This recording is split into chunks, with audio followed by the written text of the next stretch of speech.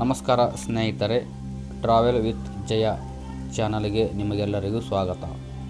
ನಾವು ಸಾಮಾನ್ಯವಾಗಿ ನಂದಿ ಬೆಟ್ಟಕ್ಕೆ ಸೂರ್ಯೋದಯ ನೋಡಲು ಹೋಗುತ್ತೇವೆ. ಆದರೆ ಆ ಬೆಟ್ಟದ ಬುಡದಲ್ಲೇ ಒಂದು ಅದ್ಭುತವಾದ ಶಿಲ್ಪಕಲೆಯ ಲೋಕವಿದೆ ಅನ್ನೋದು ಗೊತ್ತಿಲ್ಲ. ಇಂದು ನಾನು ನಿಮ್ಮನ್ನು ಕರೆದುಕೊಂಡು ಹೋಗುತ್ತಿರುವುದು ಸುಮಾರು 1000 ವರ್ಷಗಳಿಗಿಂತಲೂ ಹಳೆಯದಾದ ದ್ರಾವಿಡ ಶೈಲಿಯ ವಾಸ್ತುಶಿಲ್ಪದ ಭಂಡಾರವಾಗಿರುವ ಭೋಗನಂದೀಶ್ವರ ದೇವಾಲಯಕ್ಕೆ. ಬನ್ನಿ, ಈ ಸುಂದರ ತಾಣವನ್ನು ಒಟ್ಟಾಗಿ ಅನ್ವೇಷಿಸೋಣ.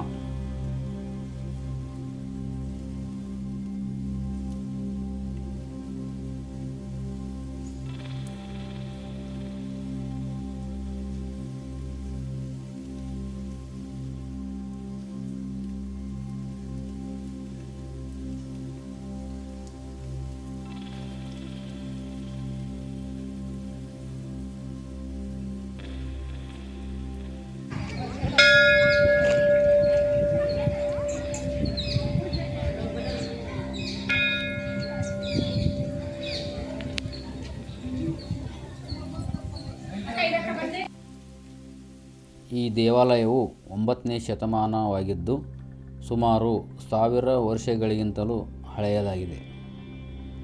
ಇದನ್ನು ಮೂಲತಃ ನೊಲಂಬ ರಾಜವಂಶಸ್ಥರು ನಿರ್ಮಿಸಿದರು. ನಂತರ ಗಂಗರು, ಚೋಳರು, ಹೊಯ್ಸಳರು ಮತ್ತು ವಿಜಯನಗರ ಅರಸರು ಈ ದೇವಾಲಯದ ಅಭಿವೃದ್ಧಿಗೆ ಕೊಡುಗೆ ನೀಡಿದ್ದಾರೆ. ಈ ಕಾರಣದಿಂದಾಗಿ ಇಲ್ಲಿ ವಿವಿಧ ಶೈಲಿಯ ವಾಸ್ತುಶಿಲ್ಪಗಳು ನಾವು ಕಾಣಬಹುದು.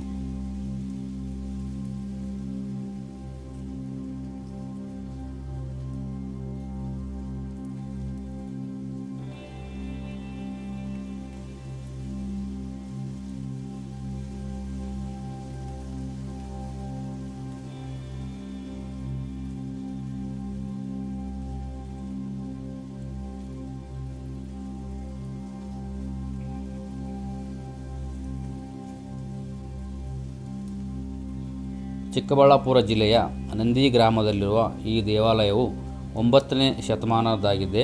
ಇದನ್ನು ಮೊದಲು ನೊಲಂಬ ರಾಜವಂಶದವರು ನಿರ್ಮಿಸಿದರು. ಅನಂತರ ಗಂಗರು, ಚೋಳರು, ಹೊಯ್ಸಳರು ಮತ್ತು ವಿಜಯನಗರದ ಅರಸರು ಈ ದೇವಾಲಯವನ್ನು ಅಭಿವೃದ್ಧಿಪಡಿಸಿದ್ದಾರೆ.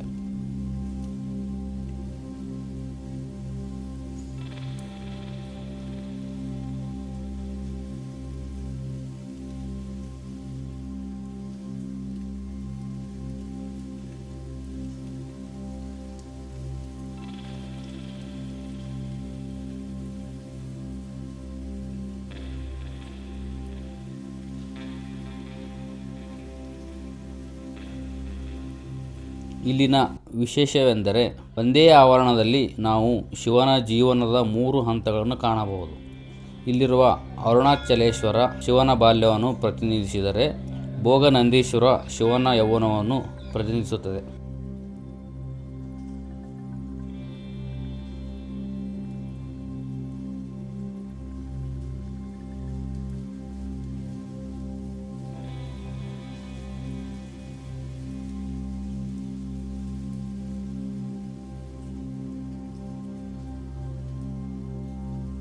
ಇಲ್ಲಿನ ಕಲ್ಲಿನ ಕೆತ್ತನೆಗಳು, ಸ್ತಂಭಗಳು ಮತ್ತು ಜಾಲಂಧ್ರಗಳು ದ್ರಾವಿಡ ಶೈಲಿಯ ಅದ್ಭುತ ಕಲೆಗೆ ಸಾಕ್ಷಿಯಾಗಿವೆ.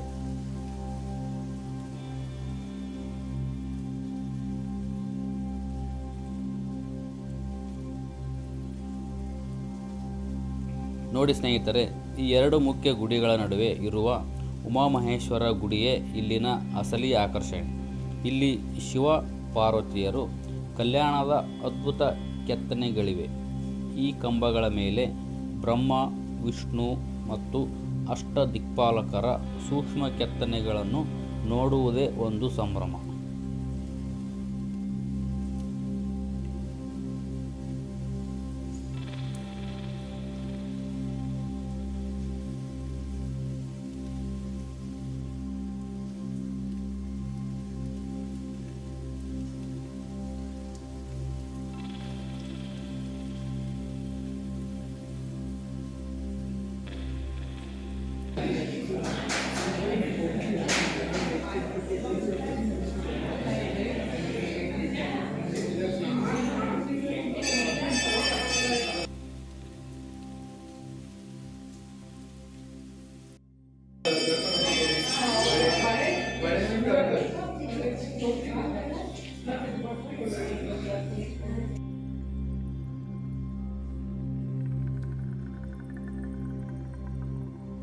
ಈ ಸಂಕೀರ್ಣದಲ್ಲಿ ಪ್ರಮುಖವಾಗಿ 2 ದೊಡ್ಡ ಗುಡಿಗಳಿವೆ. ಒಂದು ಭೋಗನಂದೀಶ್ವರ ದೇವಸ್ಥಾನ ಉತ್ತರ ಭಾಗದಲ್ಲಿದೆ. ಇದು ಶಿವನ ಯೌವನದ ಅವಸ್ಥೆಯನ್ನು ಪ್ರತಿನಿಧಿಸುತ್ತದೆ. ಎರಡನೇದು ಅರುಣಾಚಲೇಶ್ವರ ದೇವಸ್ಥಾನ. ಇದು ದಕ್ಷಿಣ ಭಾಗದಲ್ಲಿದೆ. ಇದು ಶಿವನ ಬಾಲ್ಯದ ಅವಸ್ಥೆಯನ್ನು ಪ್ರತಿನಿಧಿಸುತ್ತದೆ.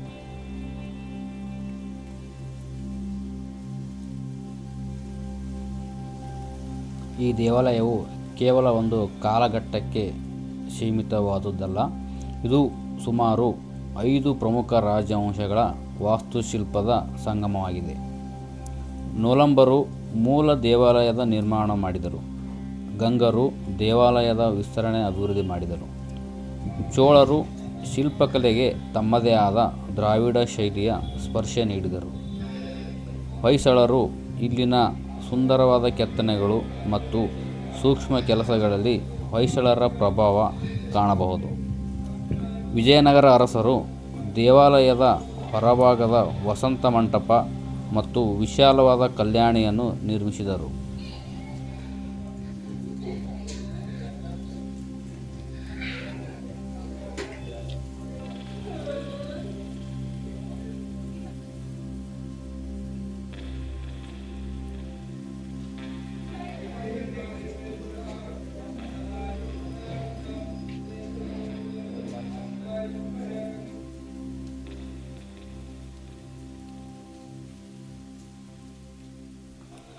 ಬೆಂಗಳೂರಿನ ಹತ್ತಿರ ಇಷ್ಟೊಂದು ಸುಂದರವಾದ ಮತ್ತು ಶಾಂತಿಯುತವಾದ ಐತಿಹಾಸಿಕ ತಾಣವಿರೋದು ನಿಜಕ್ಕೂ ಹೆಮ್ಮೆಯ ವಿಷಯ. ನೀವು ಇತಿಹಾಸ ಪ್ರೇಮಿಗಳಾಗಿದ್ದರೆ ಅಥವಾ ವಾರಾಂತ್ಯದಲ್ಲಿ ಒಂದು ದಿನದ ಪ್ರವಾಸಕ್ಕೆ ಪ್ಲ್ಯಾನ್ ಮಾಡುತ್ತಿದ್ದರೆ ಖಂಡಿತವಾಗಿಯೂ ಇಲ್ಲಿಗೆ ಭೇಟಿ ನೀಡಿ.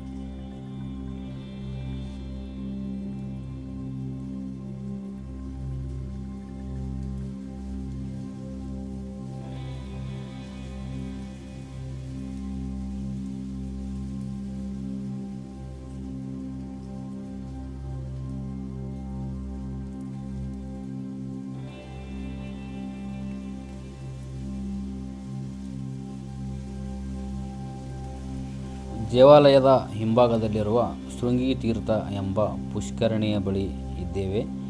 ಈ ಮೆಟ್ಟಿಲು ಬಾವಿ ನೋಡುವುದಕ್ಕೆ ಎಷ್ಟು ಸುಂದರವಾಗಿದೆಯೋ ಅಷ್ಟೇ ಪವಿತ್ರ ಕೂಡ. ಇಲ್ಲಿನ ದೀಪೋತ್ಸವದ ಸಮಯದಲ್ಲಿ ಸಾವಿರಾರು ದೀಪಗಳು ಈ ನೀರಿನಲ್ಲಿ ಪ್ರತಿಫಲಿಸುವುದನ್ನು ನೋಡುವುದಕ್ಕೆ 2 ಕಣ್ಣುಗಳು ಸಾಲದು. ವಿಡಿಯೋ ನಿಮಗೆ ಇಷ್ಟವಾದಲ್ಲಿ ಲೈಕ್ ಮಾಡಿ, ಶೇರ್ ಮಾಡಿ ಮತ್ತು ಇಂಥ ಪ್ರೇಕ್ಷಣೀಯ ಸ್ಥಳಗಳ ಬಗ್ಗೆ ತಿಳಿಯಲು ನನ್ನ ಟ್ರಾವೆಲ್ ವಿತ್ ಜಯ ಚಾನಲ್ಗೆ ಸಬ್ಸ್ಕ್ರೈಬ್ ಆಗುವುದನ್ನು ಮರಿಬೇಡಿ. ಮುಂದಿನ ವಿಡಿಯೋದಲ್ಲಿ ಮತ್ತೊಂದು ಸುಂದರ ತಾಣದೊಂದಿಗೆ ಸಿಗೋಣ. ಧನ್ಯವಾದಗಳು.